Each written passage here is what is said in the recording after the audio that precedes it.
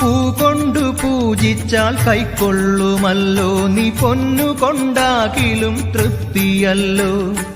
ഒന്നുമില്ലെങ്കിലും നിന്നാമം ചൊല്ലിയാലെല്ലാം കൊടുക്കുന്ന മൂർത്തിയല്ലോ.